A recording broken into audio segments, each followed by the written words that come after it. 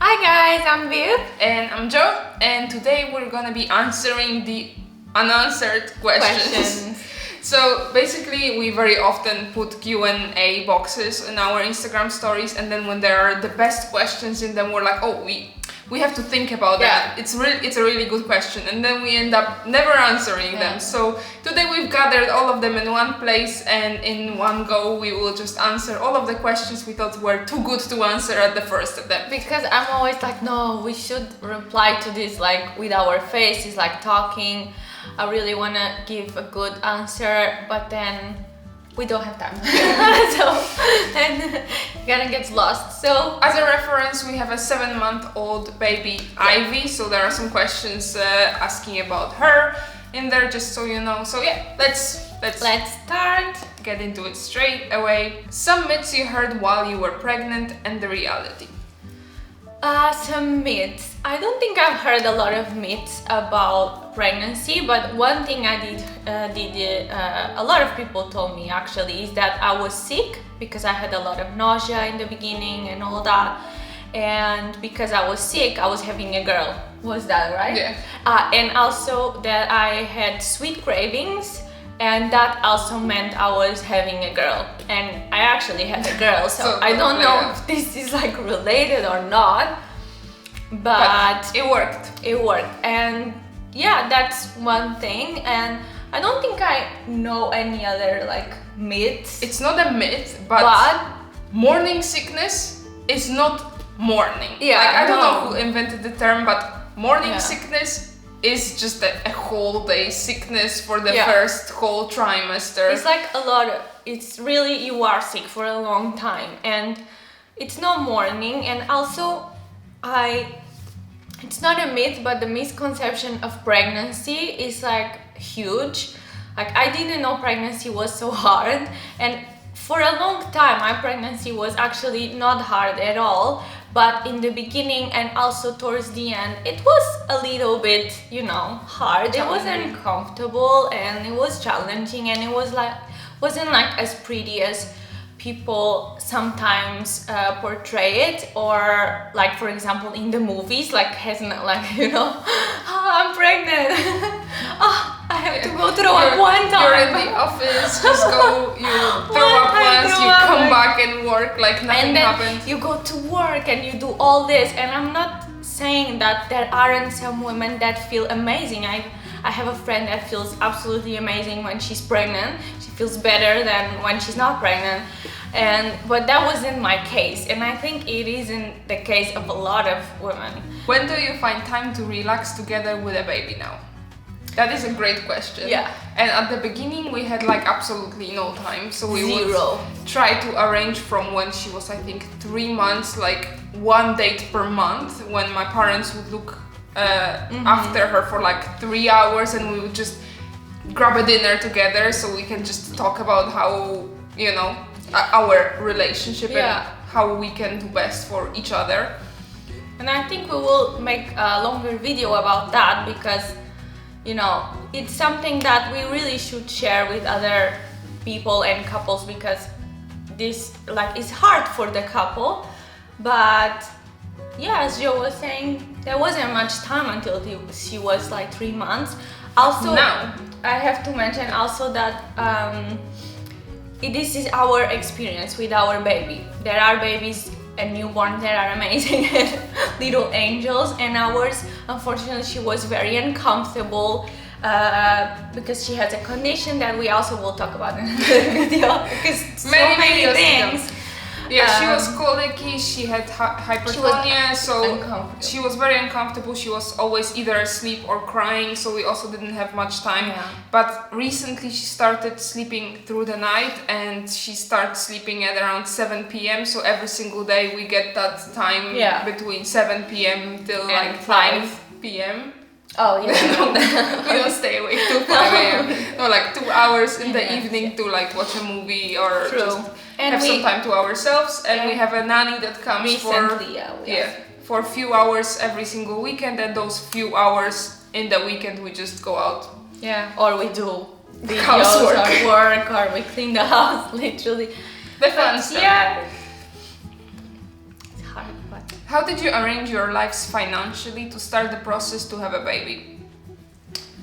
Well, we definitely wanted to both have jobs when we started trying, so that was the first thing we made sure we had sorted, and we also wanted to have like a stable situation with living, so we so we only started trying after we got a house. But yeah, that was really it. We just both had stable income and stable housing, and that was the base for us to start trying, and had some savings from the years before for the process. We actually never thought we would be able to have a child like this soon. It wasn't even that soon, okay?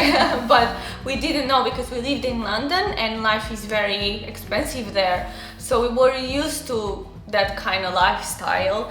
And then when we moved to Poland was really when we both found jobs and we felt like in a comfortable situation financially. And we also had a house and family, so we thought, okay, let's take this opportunity because we don't know the future, how it will be. So that was kind of... When did Joe propose to Viv? It's interesting because I don't think I ever shared that it was me who proposed, so yeah, good guess. Maybe we did share, I don't know. I proposed to Viv on our first year anniversary, just to make it like a bit more unpredictable, because I could already plan a trip or make like some special event plans without Viv actually expecting anything. So that was 1 year after we started dating, which was around 5 years ago now. Yes, almost 5 years ago. It that I proposed, right? Yeah, you proposed. Yeah. And we will tell the story as well in another video. Why not? Because otherwise this video will be very long. What was your parents' reflection when you came out? My one or yours? You can start. My parents, okay, so it's kind of complex, my situation, because my parents actually didn't raise me, but it doesn't mean that they are not my parents. Obviously, they are still my parents, and I still had a contact, and I still, view them as my parents. My mother passed away last year, unfortunately, so that's why it's a little bit like complicated to talk about my parents now. But anyway, they are very liberal and they accepted very well. It wasn't like easy breezy, like, oh sure, amazing. I mean, for my stepdad, for my dad, it was. He always supported me. He always loved me unconditionally, really, and he never once made me feel bad about it at all. It just reacted like it's the most normal thing in the world. My mom, even though she's very liberal, she did have like one situation or two where she would make one comment or things like that, but in general she also never made me feel bad about it, or she always understood. She said straight away, I will love you no matter what. You are my daughter, so I will love you. And even though sometimes in more heated arguments she would say one thing or two, but it wasn't that bad. And actually I never had the chance to tell my grandparents, which were the people that raised me and which were the people that it might have been more complicated to tell. I wanted to tell my grandparents, but I just wasn't ready when I was living with them. And bear in mind, this was like a long time ago, like 10 years ago or more, so more than 10 years ago, and I was very young. So I wasn't ready for that, and then the opportunity didn't rise, and my grandma then ended up passing away. So anyway, for me it wasn't that bad. With other family members it was sometimes a little bit awkward, but what can we do? But I can't say that my experience was like bad, because it wasn't. My family still talked to me and treated me normally, so yeah, that's how it was. My family is a little tiny bit more conservative. They are. Polish after all. But it wasn't that bad either. I remember I told my dad first. I actually told my sister first, and they were totally cool about it because they are my sisters. And we had a good relationship, and they are younger and more open. Yeah. But from my parents, I told my dad first, and he's like this type of people that just make a joke about everything. Every single thing. Like, you can't say a sentence without getting a joke back at you. So all he said was, "I like girls too." And then, he continued that he wouldn't want me to like hide my partner or not bring them home just because they are a woman. So like, obviously when I have a girlfriend, I have to introduce her. And then he questioned every single female friend I've had in my life if I dated them. Even though every single time I would say, I haven't dated any woman yet. He would be like, but what about this one? It had to be, what about that one? And you were still shy, about And then he told my mom himself, and I never had that conversation with my mom in my life. And then we never talked about it like again for like good year or maybe more. Actually, I don't think we've ever had like a specific conversation about me being gay anymore. I just brought V once. And that was it. So like, they were very uncomfortable about it at the beginning. Like, they specifically asked me not to tell my grandma because she has cancer and doesn't need any more terrible news. But I think they got used to it with time, and they went from introducing V as my friend to introducing her as my wife. Now that we have a child, I think it's a bit harder to hide that. So it took a bit of time, and at the beginning they were trying to be accepting, but I think that their own upbringing and their beliefs were like still like fighting with them, but they got around. We're not like super having like super vulnerable conversations about it, never had, but I think they are very accepting right now. I think they are. The last conversation I had with your dad was so funny because he was talking like he knows how it is being gay, like he knows it, he's experienced. Now he educated himself about it. It was so funny. It was so funny on the car. He was like, my dad talks with me more. Like, I don't understand those people that don't accept being gay. Like, I educated myself about it and this and that, and I was like laughing inside. Like, yeah. I don't understand it either. Like he's like that. Oh, it's so funny. Oh, that one's good. Oh god, that's hard. How did you deal with colic? We have a colicky baby and it's awful. We didn't. You don't deal with it. You survive it. Survive until it passes. There are some methods, and I think all of them were helpful. Like, we did use all of those like grip waters and gas drops, we did use all that. All the swaddling, shushing, getting out, taking a bath with her whenever. Like, there's a lot of techniques that you will find online, and all of them like do work in some like instances for a few minutes. The bath was always very helpful for our baby. It was like, I think, one of the moments in the day that she was actually calm. So we had a bath every day. Our extractor fan in the kitchen was like one sound that actually helped us get her to sleep. We always had it on. Like, she didn't like the white noise and all that stuff. She would only sleep with the extractor this on. Thing in the kitchen that you put on. It's weird, but the hood. But she liked that sound. I think the grip water was helpful for her when she was really fussy. But changing the milk, I think that's very important. She also had the cow protein intolerance, clearly, so it did help a little bit when we cut that out of her diet.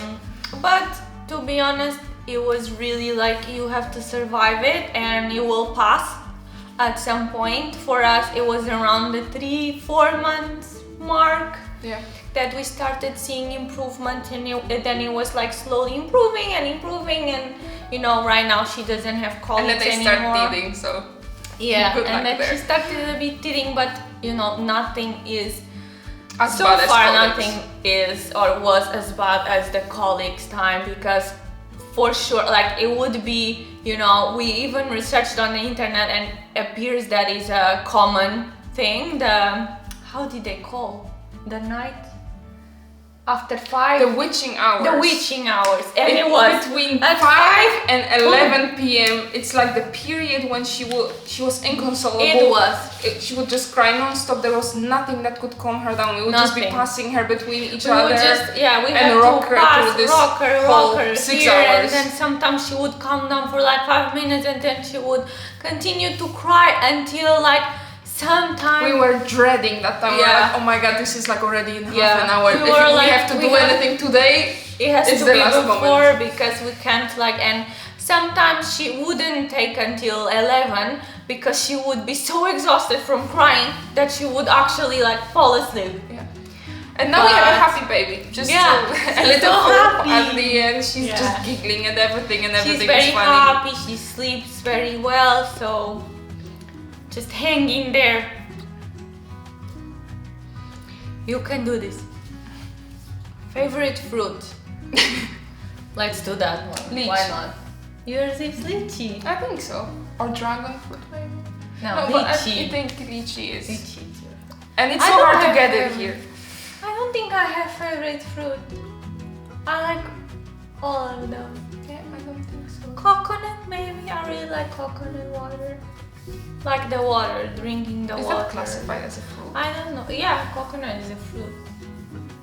I believe. I Yeah. don't think you have a favorite fruit. I don't think I like a lot of fruits. But I do love lychees as well, by the way. How would you describe your characters and the difference between both of you? I promised to answer that one on Yeah. Instagram and never did. We have a lot of people asking us about our characters. Also, we Which we I made a don't box for people to understand. make like assumptions, and I'm Yeah. just gonna post some of them on the screen because all of them were like super correct. So I Yeah. think you get to know us quite well through the videos and the content we share, because the impression that Seems correct. yeah, seems very correct. But Yeah. I think in general, I would say I'm way more like analytical and logical in the way I live, think, and everything. Yeah. And V is a bit more of like a wild soul that she will just, you know, make decisions on the spot, Yeah. speak before she like thinks about it for a long time, and just not plan anything and just go with it. And I mean, yeah. Emotional. I think I'm also very emotional. yeah, And I like it just sometimes they control me. Yeah. we are very opposite yeah, in that the sense. majority of the things, to be honest. Yeah. I'm way more practical, V is a bit more emotional. Yeah. True. I get anxious about things, V is like, we'll just, you know, We'll be fine. we'll manage on the spot. We'll manage. Does one of you speak another language? Also, your story was touching. Thank you. Thank you. We don't speak each other languages, so V is No. Portuguese and Polish, and we talk to each other in English. V doesn't speak Polish, I don't speak Portuguese. To be honest, learning a third language is just a little complex. I know some people do it and It's you great. know have time, I mean, and I think if you have a motivation for Yeah. it, it's a great thing to do. But we never felt really like we needed to do so. I think in my case, if I had to learn Polish for work, if for example my work was in English but they speak majority of Polish, and you know sometimes that happens and they want you to do courses, I think then I would learn it. But since my work is in English and I speak English at home with Joe, I just don't see, and with her family we also speak in English, with the exception of few family members, but it's very understandable already for me what they are saying, what they are talking about. And Yeah, and we don't see really the reason for like investing that time and effort, because Polish is not like learning English. It's like a long-term it's a commitment. complex. I would never be able to speak perfectly in like a year or 2 or maybe 3. I don't know. 10. Yeah, Yeah. so I think I also kinda like complex. love English. When I came out, I came out when I went to London, so this is when I started speaking English. This is when people started calling me Joe instead of my full name, so it like is a part of my new identity. I always had a lot of trouble like expressing myself in Polish. I don't know if it's because the vocabulary is limiting for me personally, or because I was taught like to like really keep things inside, so I never knew how to associate it maybe with a certain I associate lifestyle and Polish with not being able to be gay, and then I came out and I was speaking English, and like for me English is this like freedom to express myself, and I don't want to speak any other language because this is where I feel I can express myself best. Yeah, so it isn't because like I don't want to speak Polish, it's just that we don't do it, and if your partner doesn't talk to you, you don't practice, like you will never be able to speak it. It's like why you don't speak Portuguese, because you even pick up, like Joe is amazing at Portuguese. She picks up a lot of things when we go to Portugal, and we only go for like a week or 2, and she's like amazing at it. But if on the daily basis we don't speak Portuguese, and if she doesn't go to like an intensive Portuguese course, then it's hard, I think, to speak. Do you have friends and or family that lend you a hand with Ivy and the whole baby dynamic? We have our nanny.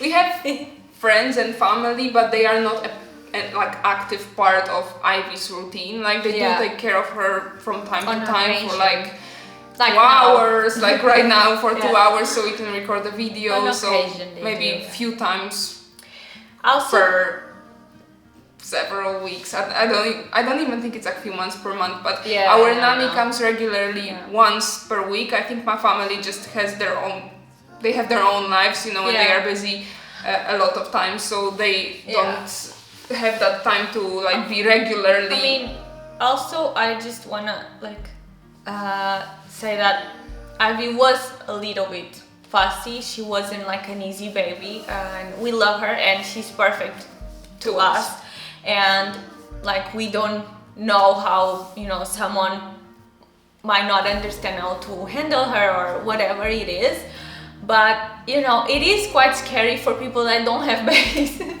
when they are crying all the time. And so it's kind of, I think, what happened with Joe's family, that she was very fussy and crying a lot because she was uncomfortable and they didn't know how to handle her. I don't think her parents remember how to deal with babies anymore, and also they have their lives and they work and all that, and her sisters don't have babies, so they are a little bit clueless about what's like being a mother. But our nanny, having all the experience our with nanny, other babies, she just comes in and she knows, like she has 20 ideas on what she can do to like distract her or even if entertain Ivy's her having a bad day. So it's been very helpful for us. Also having someone who is very experienced with babies is so important when you're a new parent, because she gave us so many tips and ideas, and like we are better parents because we see her in action. Like most of the things that are going well with Ivy right now, it was because our nanny recommended us something, some products, some cream, some changes in her routine. Like it was because of her, and it's so important. I think if there is one tip I would give to mothers and like to parents, to first-time parents or second-time parents, any parents, is like have someone that knows about babies. Have someone that either had babies and really interested in babies. Like it might be your sister, you might be lucky, maybe your sister, your maybe mom, member, maybe your grandma. I don't know. It might be, I don't know. I was raised by my grandma and she was amazing with babies, but have someone that knows about babies, because you most likely won't know much. And it does take a village. It does take more than parents. There are still many questions, so Yeah. I think this is gonna be for a part 2. So Stay tuned for part 2. And you know, if you enjoyed this video, Give us a big thumbs up. and leave us a comment and watch the part 2. Yay. As always, have a magical day, and thank you for watching. Thank you.